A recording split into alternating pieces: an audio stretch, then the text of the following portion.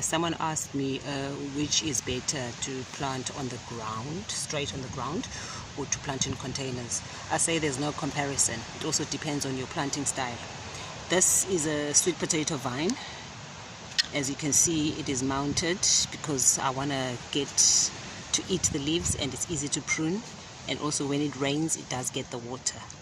And I don't have a problem with moles and monkeys, because believe it or not, monkeys know how to dig up sweet potatoes, in as much as they know how to lift up a not a boulder, a pebble, yeah, I would say a small boulder, and eat the hohos underneath.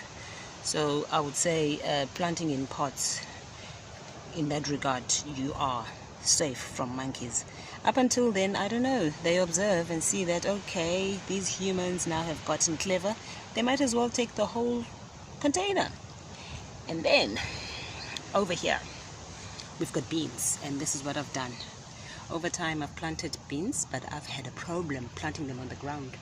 I've had a problem where my beans just go on and on and on, and I mean, I'm not only planting beans, so by the time I get to the vine to observe and maintain, the thing has taken over, and basically there are no fruits. If there are any fruits, it's just a few.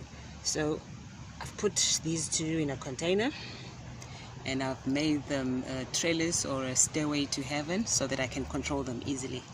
Yes, I am a control freak. I control plants, not humans. Yeah, so more sweet potatoes. And what I observed is my sweet potatoes were scattered all over the place, the ones in containers. And I realized they were not doing well up until I put them together. And yeah, now they're starting to, you know, I think plants love company. Good company, that is. And this is another type of sweet potato. As you can see, the leaf, and then you look at this one, the normal one, you know, the heart-shaped one. And I guess even the tuber underneath would be different to the normal sweet potato that we know. So that's why I planted up a lot of sweet potato, because they are in containers, and imagine these are not that big containers, so I would like to also have the tuber underneath. So yes, there's no comparison, planting in containers and planting straight on the ground. There's no comparison. Do what works for you. And also looking at the area where you're at. So okay, these are beans. I think here I had potatoes or something, I don't know, but I kept on throwing potato skins, but soon I guess I'll have some potatoes.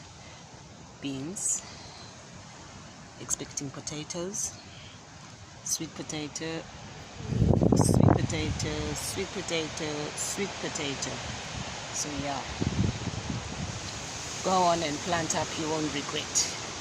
This was just about containers, and that, yeah, there's no comparison. Go on, do what works for you, and also depending on your planting style. And then before I finish off, here's a chili. I think it's called bird's eye. They're tiny chilies. This is good to have in your garden for plenty reasons. Reason number one, it repels pests, but you have to process it. Put it in a grinder or pulp it up, put it in water, and make a pepper spray and spray on your plants for hohos and all that, and even for your dogs, if your dogs like coming to your garden and digging and doing all sorts of things.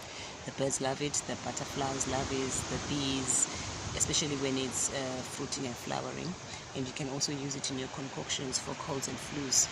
So yeah, this is just but a smaller part of the nursery.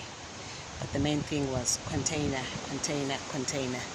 You can do on the ground and you can do on containers. So I anticipate that when these beans grow, they're just going to do their own thing, and I'll keep on maintaining and controlling, and so that they don't take over, and also for safety's sake, against snakes and against whatever that is out there in the garden. Yep.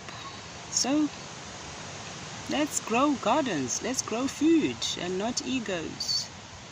Oh, before I go again, and here's a flower. You know, there are times where you're feeling blue and all that, you know, flowers won't hurt, and they invite bees and other pollinators. So go on, do your thing.